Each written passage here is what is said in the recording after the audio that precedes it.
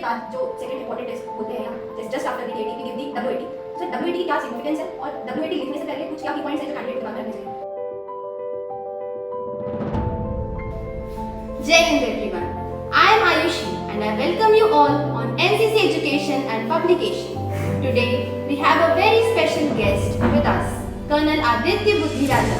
He has served in the Indian Army for over 2 decades and now is an SSB site trainer.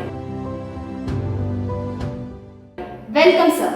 Thank you Ayushi, thank you so much for inviting me here. Sir जैसा कि आपने हमें बताया कि 30 second हमें picture देख के observe करने के लिए मिलते हैं, तो कैंडिडेट्स जानना चाहते हैं कि 30 सेकंड्स जो हमें मिले हैं उसका कैसे यूटिलाइज करें, उसको पूरी तरह से हम क्या देखें पिक्चर में ताकि वो हमारे दिमाग में रहे जब वो पिक्चर हमारे सामने ना हो। Okay, very good question.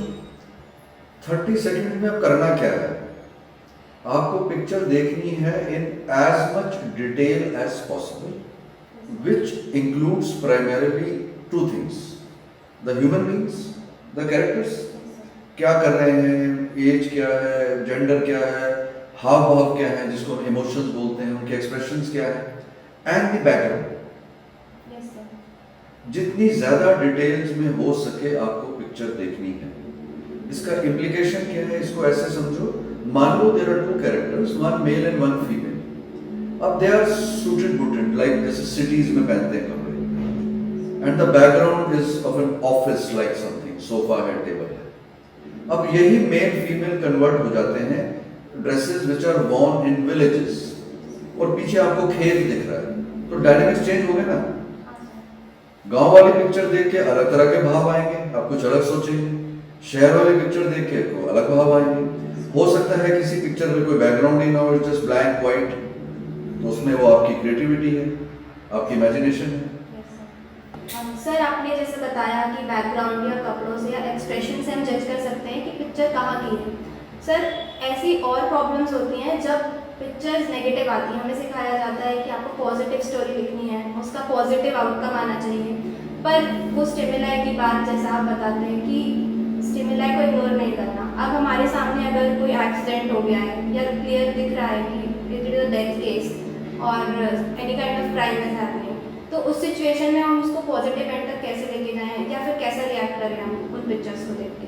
आपने एक क्वेश्चन में 4-5 सवाल पूछ लिए, सो आई विल स्टार्ट। सबसे पहले पीपीडीटी और टीएटी को समझिए कि टेस्ट है क्या। It is a test of observation. आप ऑब्जर्व कर रहे हैं पिक्चर, जिसको हम लोग स्टिमुलस बोलते हैं।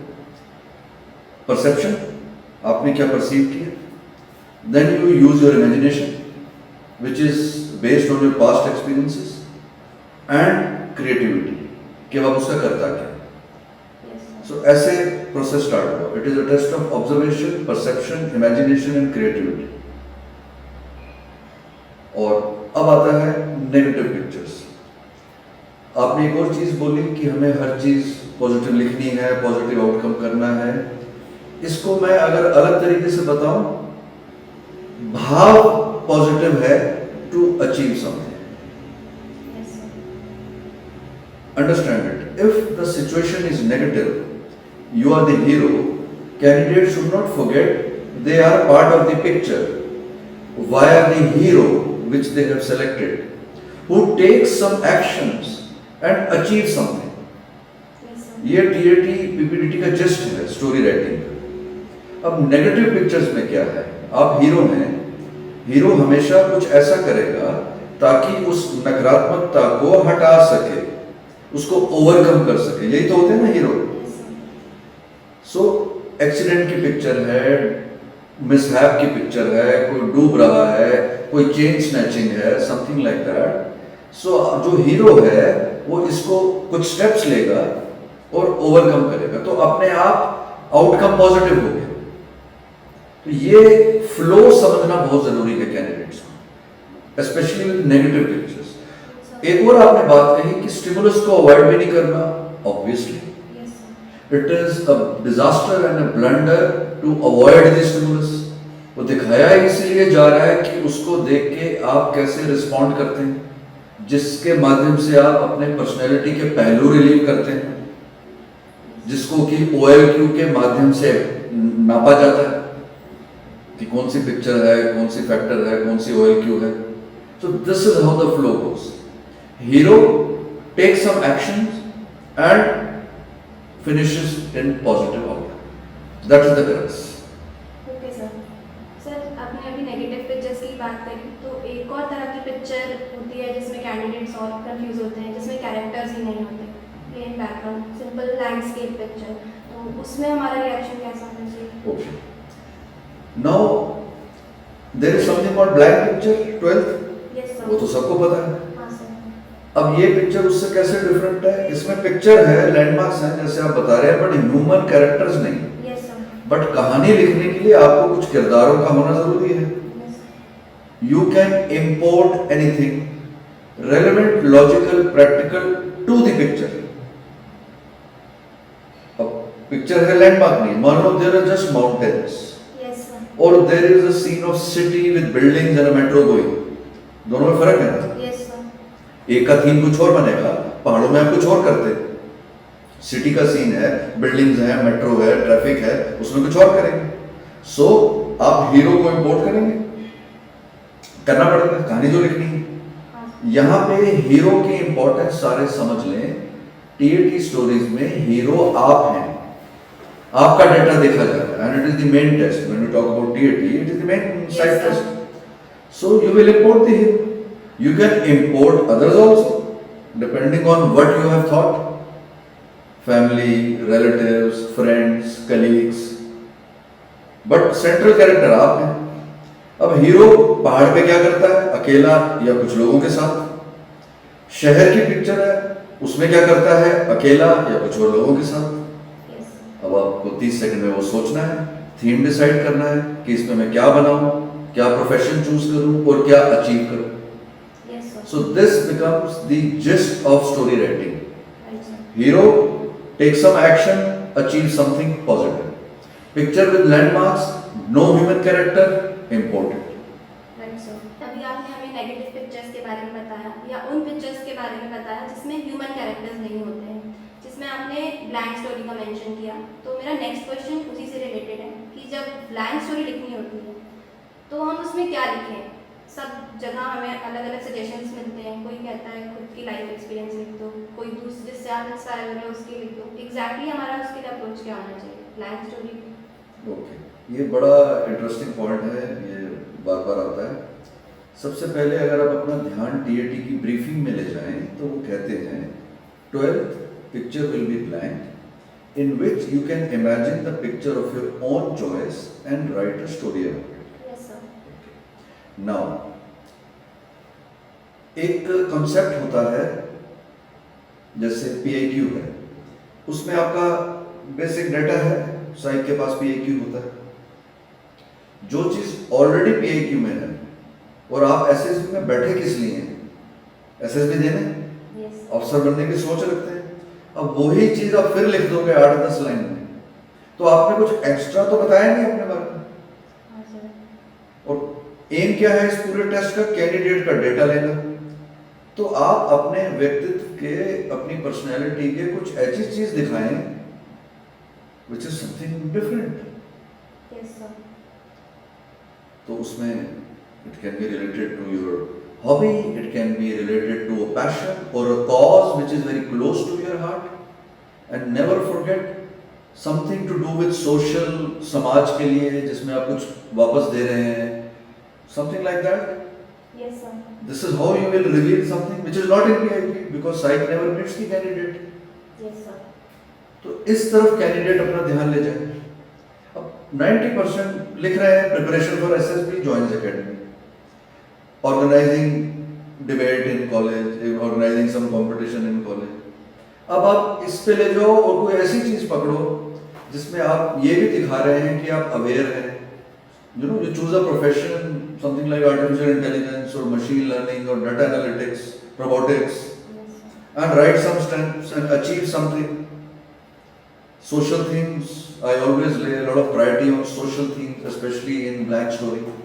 That means ये candidate कुछ और भी सोचता है, Yes, sir. कुछ NGO type काम कर रहा है, कुछ you know something some social cause, which is for the larger good, for some bigger part of the society. So I personally feel that can be a very good theme of the blank story. Okay sir, thank you sir. TAT और PPDT के इन tips से I guess सारे candidates के story लिखने के doubts तो clear हो गए होंगे। Moving forward to the other tests.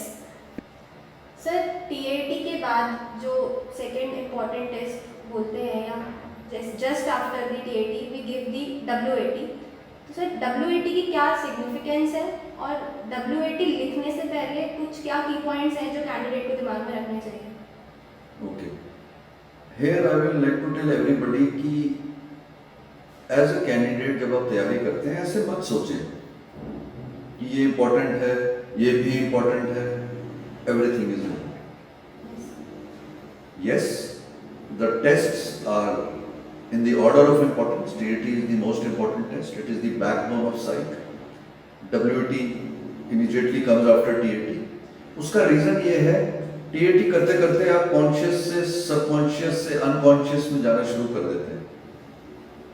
और 1 घंटे का टेस्ट है TAT, 50%, 15 minutes WAT, 30 minutes SRT, 15 minutes SD. So इस हिसाब से सोचें तो obviously TAT becomes the most important test.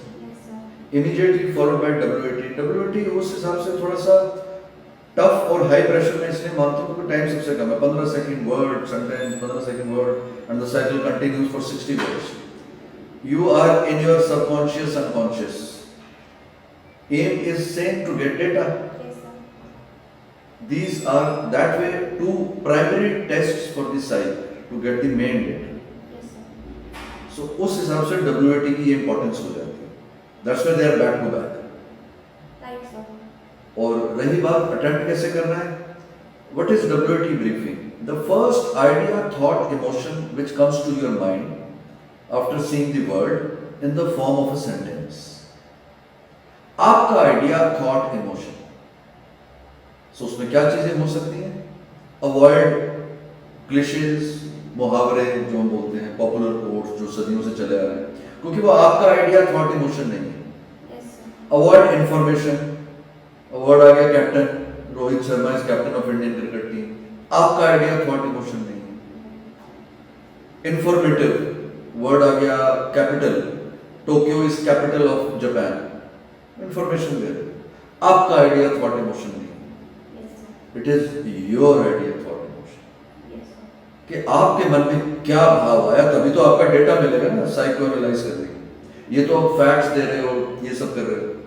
और एक रिलेटेड पॉइंट है personal response, I, me, he, she, Ram, Sita, इसको अवॉइड करें क्योंकि आप 60 के साथ सेंटेंस ऐसे बना दो कि वर्ड आ गया brave, I am brave, word आ गया डिटरमिन्ड, ही इज डिटरमिन्ड। सब getting my point? It is your idea, thought, emotion. So the sentences have to be framed in a manner in which it is not informative, it is not cliches, it is not neutral, something आपका भाव। Yes sir. And since it is a word association tense in the form of a sentence, तो कुछ 5-7 word लिखो तो sentence उसी को बोलते हैं ना। Yes sir.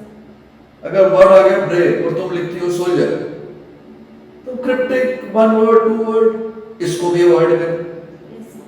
किसी किसी में चल जाए ठीक है, बट जब कैंडिडेट्स प्रैक्टिस कर रहे हैं तो मेरा उनको सुझाव यही है, practice writing proper sentences and avoid these things which I have told. Yes sir. Information, facts, cliches, personal responses, इनको अवॉइड करें। That's it. Sir, as we discussed about the important tests like TAT and WAT, the next in the sequence is the SRT, Situation Reaction Test.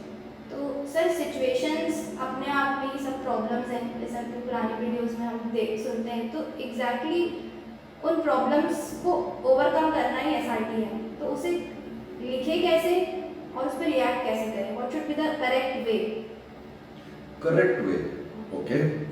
First of all आप ये बार बार कहना बंद करो कि ये important, उसके बाद ये इम्पोर्टेंट। ये इम्पोर्टेंट वर्ड कैंडिडेट्स को नहीं दिमाग में आने, everything is important. Everything you write is important, everything you don't write is more important. Yes sir. साथ साथ में ये भी बता दूं, क्योंकि जितने आप ब्लैंक, इनकम्प्लीट करेंगे तो आप एक तरीके से साइक का काम आसान कर रहे हैं। Yes sir. कि ये ब्लैंक, इनकम्प्लीट क्यों छोड़े चले जा रहे हैं। चाहे वो TAT हो या WAT हो या SRT हो, blanks and incompletes, because he will relate it to ये कौन सी ऑयल क्यूब से है, कौन से फैक्टर के हैं, तो उसका काम आसान हो गया आपका एनालाइज करना। So everything is important, first word to last word, your candidate. So don't think on those lines what is important, what is not important. Everything is important. Yes, First sir. of all. SRT, as you said rightly, is a problem in itself, situation. So you have to overcome it by giving a practical solution. That's it. लिखने का style पे अब technique की अगर हम बात करें, अब लोग लंबे लंबे सेंटेंस लिखेंगे। फॉर एग्जाम्पल एक सिचुएशन से समझते हैं, एक simple situation. You are going home and you see a snake on the road. You get alert, सांप है. Get cautious, let the snake pass, continue, reach home. Yes, sir. Comma लगा के. दूसरा है get alert and alert others and then see nothing wrong. But time 30 second है. ये तो simple situation थी. अब इसको कॉम्प्लिकेट करते हैं. Your father is about to get discharged from hospital. You are on your way. You realize you have lost your wallet. You see a hit and run on the road. Case. Now what will you do? अब इसमें एक situation में देखा जाए तो एक तरीके से 3 सिचुएशन आ गई। Yes, sir. फादर को डिस्चार्ज कराना हॉस्पिटल से आप जा रहे हो, number 1. Number 2, you realize you have lost your wallet. Number 3, you see a hit and run case on the road. तो यहां पे प्रायोरिटी देनी है। Yes, sir. प्रायोरिटी क्या है? अगर मैं आपसे पूछूं इस सिचुएशन क्या प्रायोरिटी होनी चाहिए? Sir, hit and run. Hit and run case, वो सड़क पे पड़ा है, bleeding, he needs first aid, so you rush there, give a call to the ambulance, Yes, sir. Wait till they come, hand over, continue to the hospital, get father discharge. क्या रह गया तीसरा? Wallet. क्या करोगे उसका? FIR करना. So, Yes, sir. So, अगर आप देखें SRT is very similar to GP Yes, sir. in a miniature form. Yes, sir. बड़ी मजेदार चीज है जो कैंडिडेट्स को ये समझने के लिए। जीपी में भी तो यही करते हो, हाँ, sir. Problem, priority, resources available and solution. Yes, sir. तो every SRT that way is a miniature GP. Yes, sir. Problem है, एक प्रॉब्लम है, 2 है, 3 है, उनकी priority, resources available and how you handle them, all of them. Yes, sir. Nothing has to go unaddressed. इसी situation की अगर हम बात करें, कैंडिडेट जैसे भूल जाते हैं, उन्होंने फर्स्ट एड भी दे दी, एम्बुलेंस को हैंड ओवर भी कर दिया, ऑफिस हॉस्पिटल से फादर को डिस्चार्ज करा के घर चले गए, वो भूल गए उसमें वॉलेट भी लिखा था। Yes, sir. सिर्फ ये लिख देना lodge FIR sums it up. क्यों? आपने अपना काम कर दिया, उस सिचुएशन में लिखा है वॉलेट लॉस्ट। FIR क्यों करनी? Importance of it being misused. Yes, sir. It means the contents in the wallet. क्योंकि हम सब लोगों के पास Aadhaar card, PAN card, voter card, debit card, credit card, driving licence, so many things are there which can be misused by nefarious elements, anti social, anti national elements. तो उसका भी महत्व है। तो इस तरह से एक सिचुएशन में भी कई सिचुएशन होती हैं, सारी हैंडल करनी है in the order of priority, Yes, sir. There and then practically. Yes, sir. That is the way to handle it. Right, sir. Sir, ideas तो तब आएंगे जब हमारे पास इंफॉर्मेशन होगी या हम जानते होंगे चीज़ों के बारे में। तो सर, जब सोल्यूशन मांगा जाता है कि आइडियाज़ कैसे आए, तो कैंडिडेट्स को सबसे ज़्यादा यही रिकमेंड किया जाता है कि यू शुड स्टार्ट रीडिंग। तो रीडिंग में न्यूज़पेपर्स हो गई, बुक्स हो गई। सर, लेकिन जब बात बुक रीडिंग की आती है, specially for those who are new to this, who are the beginners, तो उन्हें किस टाइप की बुक्स रीड करनी चाहिए? मतलब फिक्शन, साई-फाई, किस टाइप की books? Okay. First of all, your first statement of this question, information नहीं है, कहाँ है, ये गलत है। Today is a time of information overload. Yes, sir. The correct thing is what information, relevant information towards the profession which you are aspiring to join. तो यहाँ पे मैं थोड़ा सा ट्वीक कर दी मैंने आपकी स्टेटमेंट। Yes, sir. तो ये सही नहीं है कि information अवेलेबल है, सबको सब पता है। Yes, sir. When you can you means any person can be on various social medias and Google, and any youngster you see in the market, train, bus, with that thing in the ears and continuously on mobile, the point comes, what information to seek. So, इसी से related है day to day life में हम क्या पढ़ें, क्या absorb करें. तो सबसे पहली चीज, things which are non productive and irrelevant to the preparation of SSB and subsequently becoming an officer, just drop it. Everybody knows what is good, bad, right? So, assuming most of the candidates are students, some are working also, start firstly by focusing on your basic studies. ND वाले हो 12th में बीच में पहला exam दे रहे हो, graduates हैं जो graduate entries होती हैं, FCAT, CDS, OTA, whatever, उन सब्जेक्ट्स के रिलेटेड पढ़ते रहिए. मिनिमम 1 न्यूज़पेपर एवरी डे, ये मेरा सबको सुझाव होता है. उससे आपको एक broadly national, international, domestic, sports, editorial, हर तरह का नॉलेज मिल जाती है कि आज की तारीख में चल क्या है. थर्ड, कोई चीज आपकी हॉबी होगी, पैशन होगी. फॉर एग्जाम्पल मैं आपसे पूछूं कोई क्या आपकी क्या हॉबी है? Dancing, singing. Which form of dancing? Sir semi classical. Semi classical, उसको थोड़ा और डिफाइन करो. सर सेमी क्लासिकल जैसे कथक एंड ओके, चलो, कथक, भरतनाट्यम. तो आपको अपने उस हॉबी, पैशन से रिलेटेड पता होना चाहिए ऑब्वियसली. यस. भरतनाट्यम, कथक, इनके ओरिजिन से लेकर राइट सर. उसकी डिटेल्स, क्या डिफरेंस है फॉर एग्जांपल भरतनाट्यम और कथक में. Yes sir. मुद्राएं हैं, ड्रेसेस हैं, किस स्टेट से हैं, इनकी हिस्ट्री क्या है, इनकी ओरिजिन, दिस शो. तभी तो हॉबी हुई, तभी तो पैशन हुआ. Yes sir. अब यही सवाल बोलते हैं आप कि मैं स्पोर्ट्स पर्सन हूँ, I like to play volleyball. Volleyball का ओरिजिन से लेकर, ग्राउंड के डायमेंशन से लेकर, world champions, Olympic champions and India की पोजीशन उस गेम में आज की तारीख में, ये तीसरा सब्जेक्ट हो. Yes sir. Own subject, newspaper, hobby, passion से related, and lastly anything and everything, preferably to channelize the candidates. I say always keep a track which are the best sellers. हर 6 महीने में या साल में लिस्ट निकलती है कि ये इस साल के टॉप 20 बुक्स हैं which have sold इतने मिलियन कॉपीज. तो एक जिज्ञासा जागनी चाहिए यस सर. कि यार इतनी मिलियन कॉपीज ऐसा क्या है. फॉर एग्जाम्पल, मेरा चाहे इंटरेस्ट ना हो साईफाई में या एस्ट्रोनॉमी में, बट चंद्रयान चांद पे उतर गया तो थोड़ी सी क्यूरियोसिटी होनी चाहिए ना. तो यही चीज किताबों में लगा. ये क्यों है ये बुक बेस्ट सेलर्स?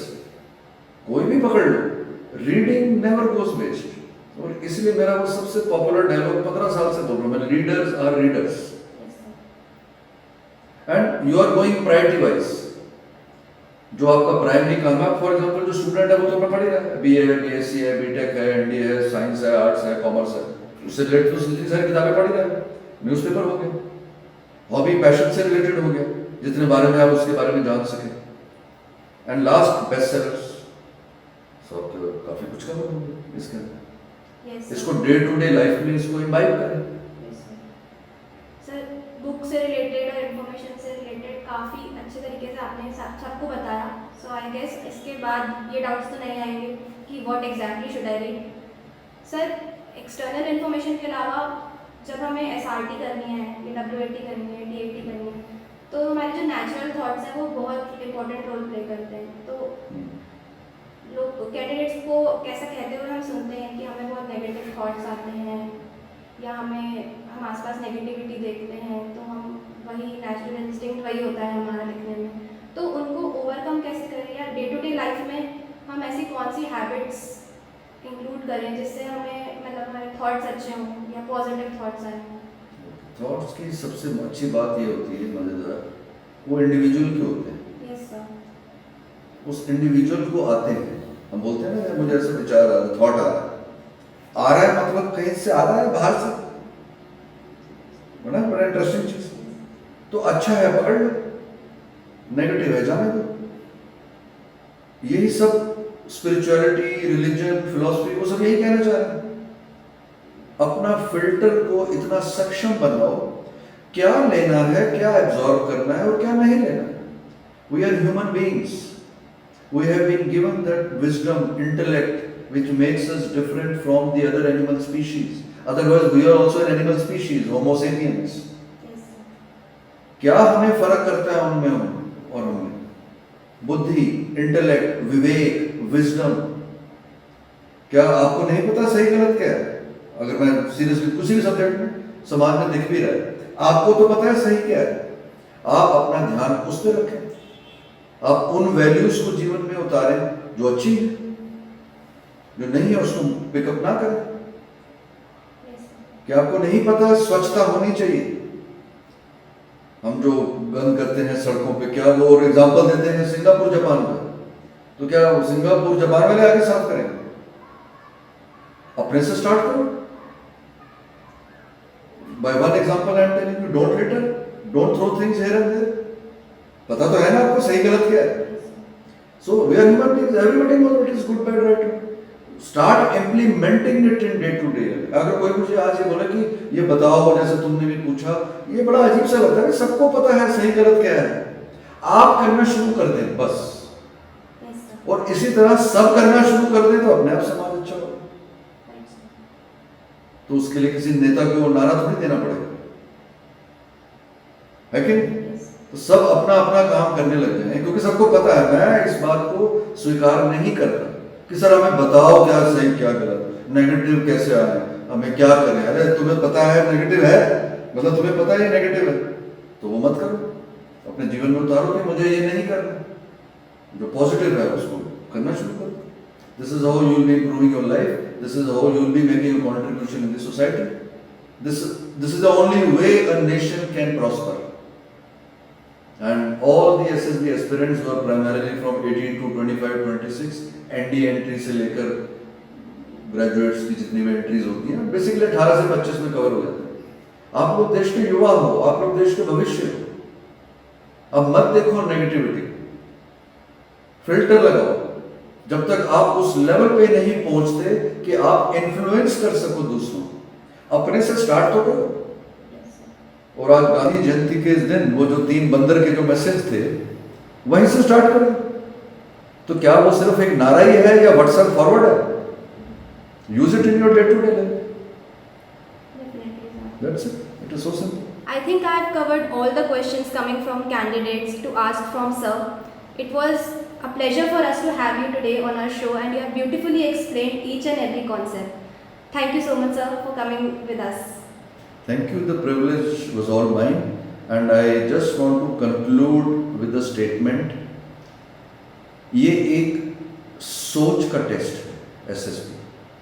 बेसिक सोच एक ह्यूमन बीइंग की, एक इंडियन सिटीजन की, इंडियन वर्ड में इसलिए बोल रहा हूँ, based on our socio cultural, हमारे समाज के सेटअप के हिसाब से आप कैसा रिस्पॉन्ड करते हैं।